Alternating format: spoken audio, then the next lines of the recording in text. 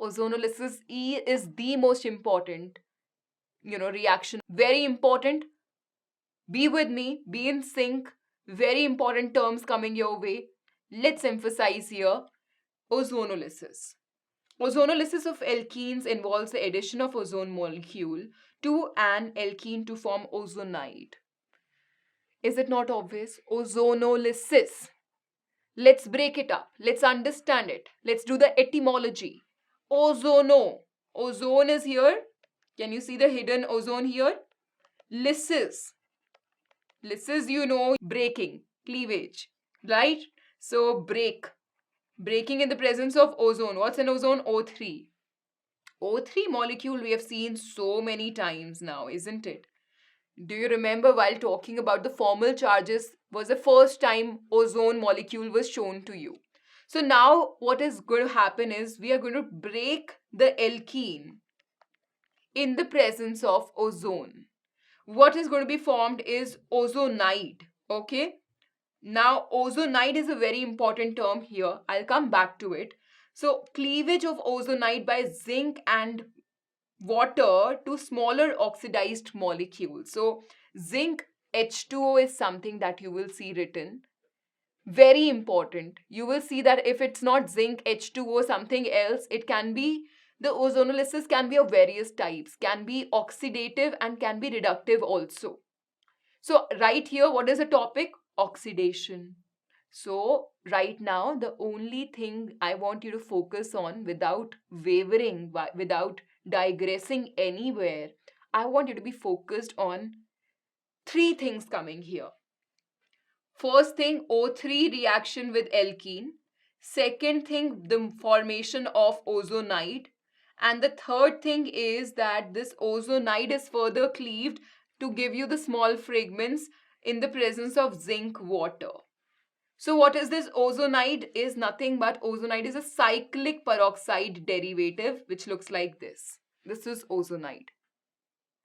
Cyclic peroxide derivative. Where do you see peroxide? This is a peroxy linkage. So what is it? It's a cyclic. Is it not cyclic? Yes, it is. So it's a cyclic peroxide derivative. Don't you agree? It's a cyclic.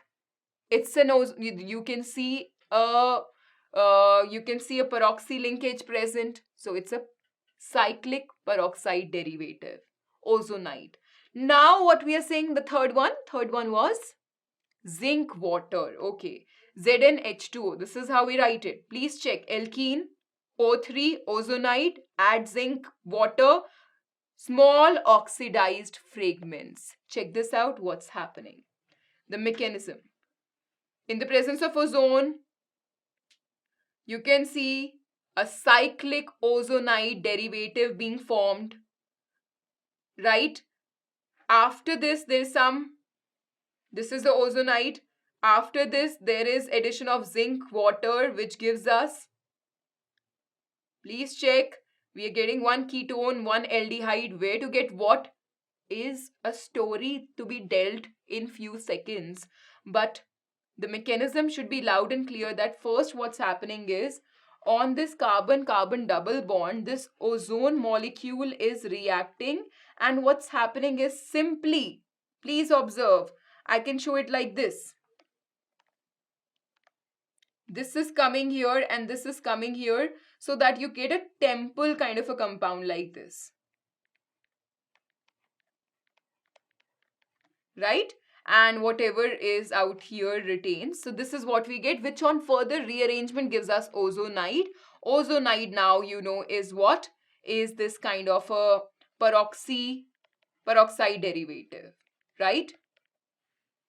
This further on addition to this ozonide, if we are adding zinc in the presence of water, what we are getting are the oxidized products. So let's now break it up. Please observe all the steps.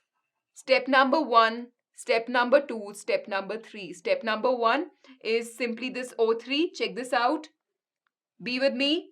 Look at this O3 molecule. Look at this. What we are getting is a cyclic membered ring where all the three oxygens are together, and then further some rearrangement happens and we get ozonide. And this ozonide now, on the addition of zinc in the presence of water, are giving us this oxidized products. Check this out.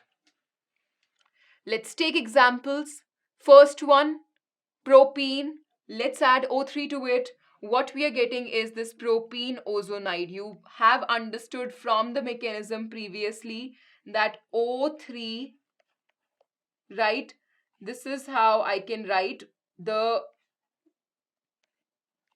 product that gets formed is first this, the three oxygens together, and then there is some sort of rearrangement to give you propene ozonide. And then if you add zinc in the presence of water, zinc H2O, you get CH3CHO and HCHO. So possibly what's happening is the bond is cleaving here, and what you're getting is a double bonded oxygen. Here also with this carbon, here also fragments you have got. Fragments means small part out of a big part.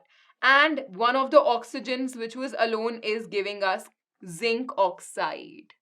Okay, so check this out. If I'm talking about this kind of an alkene, O3, please see, first step is the three oxygens are going to be together like this, and then there is rearrangement so that you get this kind of an ozonide.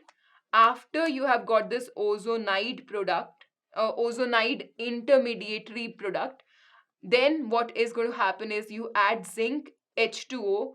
Finally, what's happening is you are getting this acetone and you are getting this HCHO, right? So the products is very simple. I'll give you a trick to remember the products. Understanding should be very much crystal clear that the reaction is passing via ozonide formation, and then there are fragments of the oxidized products that you are getting. Check out the trick to remember. Simply what I want you to see is if there's a double bond, cleave it, break it. And on the breaking side, put the two oxygens. As simple as that. Check this out.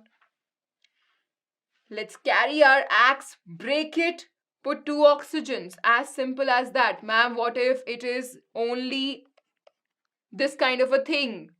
Break it. Put two oxygens. What if, ma'am, it is this? Only one hydrogen here. Cleave it, break it, put oxygen in between. As simple as that. What if it is simply an ethene? Simple, no worries. We get 2 HCHO. Do we get aldehyde? Do we get ketone? Depends on the kind of alkene which is present. There is no thumb rule that this is only going to be the product. Check it out. Simply cleave it, put two oxygens. That's it. So out here, for example, this is here. Can you see? Put two oxygens. So you get a propanone and you get HCHO. Break this. Put OO here. We get ethanol and we get formaldehyde. Simple, right?